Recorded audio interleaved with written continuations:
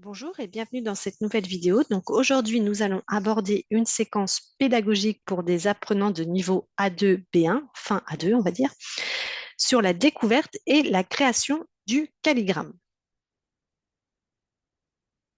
Alors, les objectifs pédagogiques de cette séquence sont donc de découvrir un poète français et quelques-uns de ses poèmes, de comprendre ce qu'est un calligramme, de décrire une œuvre visuelle simple, de lire un poème non linéaire, de produire un calligramme personnel, de travailler le lexique des formes, des émotions, des objets et de l'amour, de travailler sur les adjectifs possessifs et de développer la créativité et la prise de parole. Donc pour la séance 1, on commence donc avec la mise en route et donc vous pouvez projeter les calligrammes au tableau et poser les questions suivantes aux apprenants. Donc que voyez-vous? Que représentent ces dessins? Quelle est la particularité de ces dessins? Que sont ces textes? Savez-vous comment on appelle ces dessins textes? Pourquoi ces dessins fonctionnent et connaissez-vous l'auteur de ces dessins? Donc, que voyez-vous? Donc là, les apprenants vont vous répondre soit du texte, soit des dessins, soit les deux. Donc, que représentent ces dessins? Donc, le premier, vous voyez, il est intitulé Il pleut, donc de la pluie qui tombe. Le deuxième, un chat. Le troisième, la tour Eiffel. Et le quatrième, un cheval. Quelle est la particularité de ces dessins? Eh bien, c'est qu'ils mêlent donc, le dessin et le texte. Que sont ces textes? Donc, ce sont des poèmes. Savez-vous comment on appelle ces dessins textes? Donc, ce sont des calligrammes. Pourquoi ces dessins fonctionnent? Eh bien, parce que le texte et le dessin sont en relation, sont en lien, se complètent. Parfois, ça peut aussi s'opposer, mais c'est plus rare. Et connaissez-vous l'auteur de ces dessins? Eh bien, c'est Guillaume Apollinaire. Alors, on poursuit. Donc, qu'est-ce qu'un calligramme? Donc, le mot calligramme, c'est un néologisme constitué des mots calligraphie et idéogramme. Le terme calligramme est composé de l'adjectif grec kallos, qui signifie beau, et du nom grec gramma, pour signe, lettre. Le calligramme, c'est les belles lettres ou l'art d'écrire en beauté. Donc, la calligraphie, vous savez, c'est l'art de la belle écriture manuscrite. Et le calligramme, ça pourrait aussi faire penser un peu aux idéogrammes. Donc, c'est un symbole graphique. Vous savez, les idéogrammes qui représentent un mot ou une idée. Pensez aux idéogrammes chinois, par exemple. Donc, dans le calligramme, le texte n'est pas écrit en ligne classique. Il prend la forme d'un dessin en lien avec le sens du poème. Les mots deviennent donc des formes, des lignes, des courbes, des objets.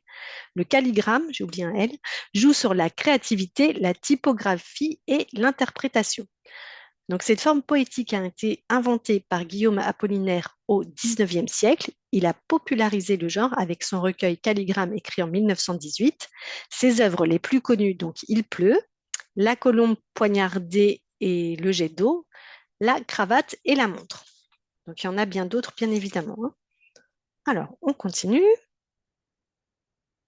Donc, un auteur emblématique. Donc, là, j'ai fait un petit sketch note sur Guillaume Apollinaire. Donc, je vous laisserai en prendre connaissance en mettant la vidéo en pause. Et puis, je vous ai mis une petite citation de Guillaume Apollinaire. On peut être poète dans tous les domaines. Il suffit qu'on soit aventureux et que l'on aille à la découverte. Voilà. Donc, le plus important à retenir, en fait, bah, c'est que Guillaume, Guillaume Apollinaire, donc c'est lui qui a, comment dire, forgé le mot calligramme et qui a ouvert la voie donc à une poésie très créative en fait et surprenante.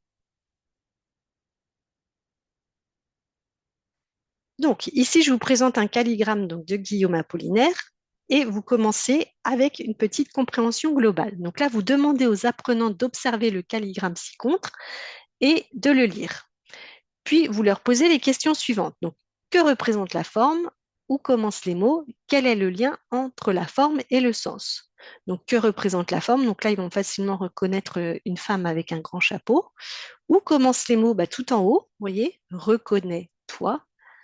Et quel est le lien entre la forme et le sens? Eh bien, le texte et le dessin sont liés. Alors, on continue avec une compréhension fine. Donc là, vous demandez aux apprenants de relever les adjectifs possessifs utilisés dans le poème. À qui s'adresse Apollinaire dans ce poème? Relevez les adjectifs du poème. À quoi servent ces adjectifs dans le poème? Que veut dire la phrase? Voici enfin la parfaite image de ton buste adoré vu comme à travers un nuage. Donc, les adjectifs possessifs utilisés dans le poème, eh bien, c'est ton, ta. Là, d'ailleurs, vous pouvez peut-être faire un petit travail, alors à ce moment-là ou un peu plus tard, sur les adjectifs possessifs, donc en rappelant qu'on emploie ton, mon et son d'ailleurs, devant un nom au masculin singulier ou devant un nom au féminin singulier qui commence par une voyelle ou un H muet. Par exemple, une voyelle ton âme ou ton habitation, d'accord? Ou un H-muet, ton habitation.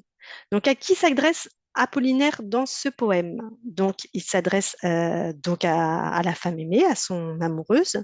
Relevez les adjectifs du poème. Donc là, dans le poème, vous allez voir que vous avez l'adjectif exquis, adorable. Alors, attendez, adorable personne, ton cou exquis. Et vous avez aussi imparfaite.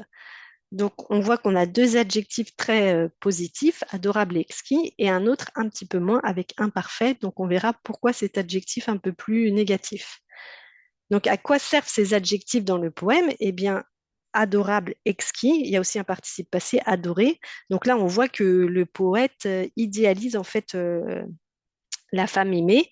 Euh, et à quoi ils servent dans le poème, ces adjectifs? Donc, ils servent à la magnifier, à en faire le portrait finalement, hein. Donc un portrait très, très positif. On voit vraiment qu'il la met vraiment en valeur, qu'il la met vraiment en avant. Donc, que veut dire la phrase voici enfin l'imparfaite image de ton buste adoré vu comme à travers un nuage? Donc, pourquoi cet adjectif un peu plus négatif? Parce qu'on voit que dans son poème, même le poète n'arrive pas à trouver les mots qu'il utilise, en fait, finalement, ne sont pas à la hauteur de la beauté, de l'admiration qu'il porte à la femme aimée, en fait, hein. On voit donc que la description ne peut être qu'imparfaite, comme si la femme aimée était comme vue à travers un nuage et que la description ne peut rester que floue, ne peut pas être parfaite, justement. Donc voilà le sens de cette phrase. Alors ensuite, mini-production. Donc là, vous pouvez demander à vos apprenants de réécrire le poème en vers et de s'interroger sur la disposition du poème. Donc on le lit ensemble. Donc reconnais-toi, cette adorable personne, c'est toi, sous le grand chapeau canotier, œil, nez, la bouche, voici l'ovale de ta figure, ton cou exquis, voici enfin la parfaite image de ton buste adoré, vu comme à travers un nuage, un peu plus bas, c'est ton cœur qui bat. Donc là, on voit qu'en fait, c'est pas un poème, comment dire, c'est pas un poème classique en fait, hein. Donc déjà, on n'a pas de rime, même si tous les poèmes ne riment pas forcément, mais on n'a pas de rime. On a des vers qui sont constitués finalement que d'un seul mot, comme œil, nez, et aussi on n'a pas de strophe. Donc même quand on le rédige vraiment en vers, on voit que le poème n'est pas du tout, n'a pas du tout une forme classique.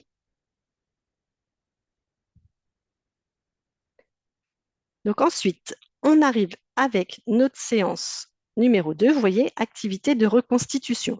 Donc là, vous demandez aux apprenants de deviner la forme des calligrammes correspondant aux trois poèmes ci-dessous, donc toujours d'Apollinaire.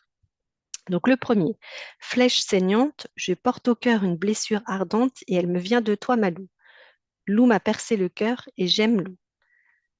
Deuxième poème, je me regarde dans ce miroir et c'est toi que je vois. Toi, Malou, qui me ressemble comme l'inverse reflet de mon âme virile, forte et très passionnée. Troisième poème, le jour s'est levé comme un sabre et je t'aime mon amour autant que j'aime le jour. Alors, voici à quoi ressemblent les calligrammes d'Apollinaire. Donc, vous voyez, le premier, on a un cœur transpercé donc d'une flèche. Donc, le deuxième, on a un miroir. Et le troisième, alors là, je ne sais pas bien si c'est vraiment un sabre ou si c'est le soleil qui se lève, mais je pense que ça peut représenter les deux, et le sabre et le jour et avec le soleil qui se lève.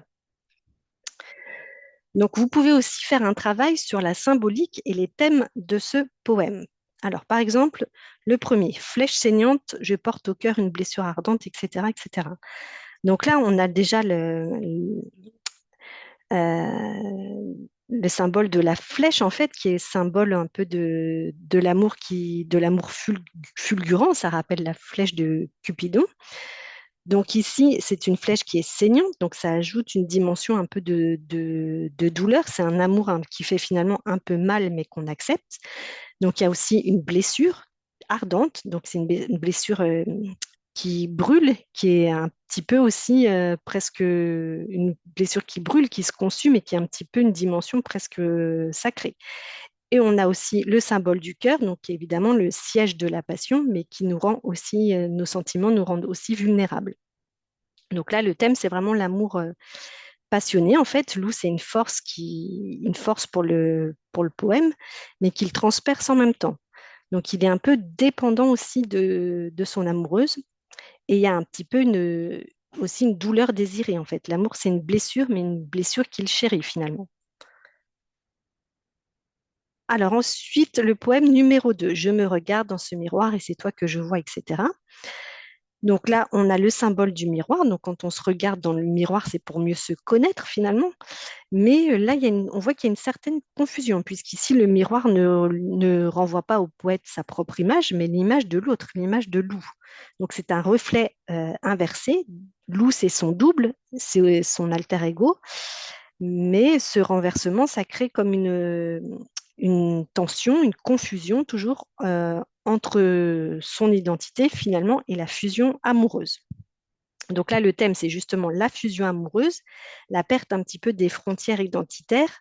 Il y a aussi le thème de l'admiration passionnée, puisque Lou, elle est décrite comme forte et passionnée, justement.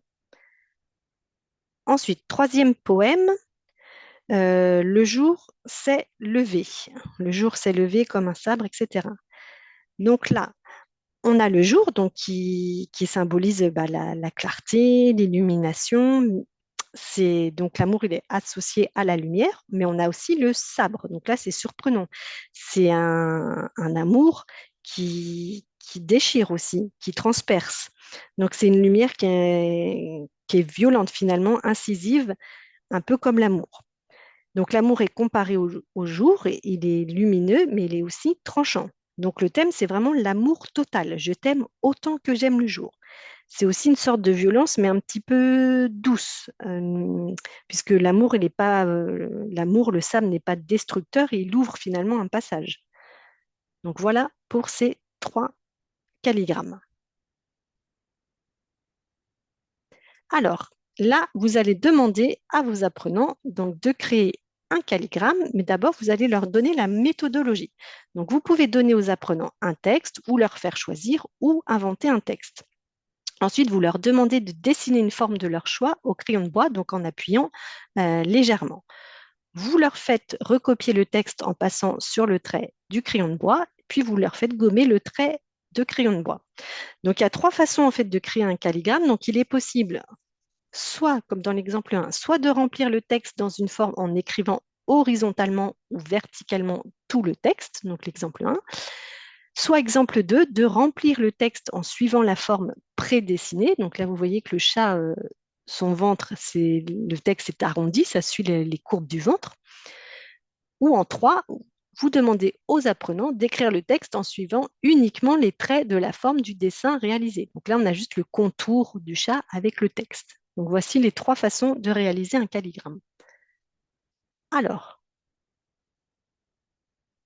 création d'un calligramme, donc suite.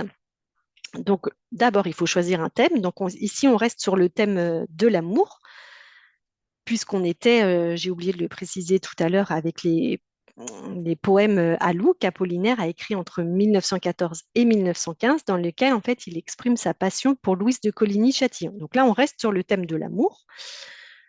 En un, on a choisi notre thème. Ensuite, vous pouvez leur faire créer une liste de mots en lien avec le thème de l'amour. Donc, je ne sais pas, une petite dizaine, une petite quinzaine de mots en lien avec l'amour, en lien avec le thème que vous aurez choisi.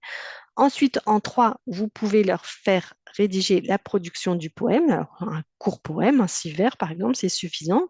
Ensuite, en 4, on révise le texte. En 4, on commence à mettre en forme son calligramme. Et en 5, c'est la production orale. Chacun vient présenter son calligramme à la classe. Donc voilà, j'espère que cette vidéo sur le thème du calligramme vous aura plu. Je vous remercie de votre attention et je vous dis à bientôt.